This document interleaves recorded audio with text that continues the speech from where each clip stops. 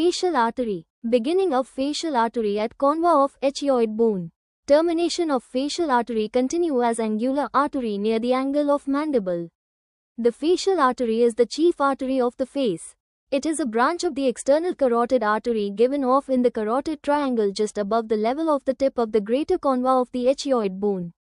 In its cervical course it passes through the submandibular region and finally enters the face. Course. It enters the face by winding around the base of the mandible, and by piercing the deep cervical fascia, at the antero-inferior angle of the masseter muscle. It can be palpated here and is called anesthetist's artery. First it runs upwards and forwards to a point 1.25 cm lateral to the angle of the mouth.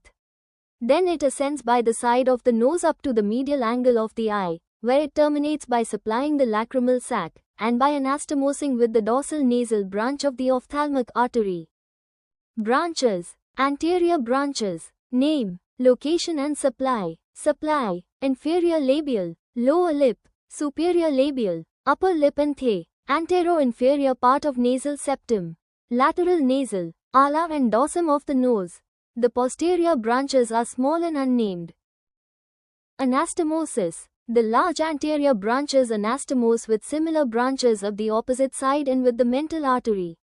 In the lips, anastomoses are large, so that cut arteries spurt from both ends.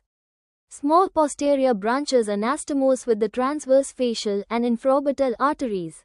At the medial angle of the eye, terminal branches of the facial artery anastomose with branches of the ophthalmic artery. This is, therefore, a site for anastomoses between the branches of the external and internal carotid arteries. Clinical anatomy. Pulsation of facial artery. It can be felt at the base of mandible along with the antero-inferior angle of masseter and at about 1.25 cm lateral to the angle of mouth. Rich vascularity of the face help in rapid healing of wounds.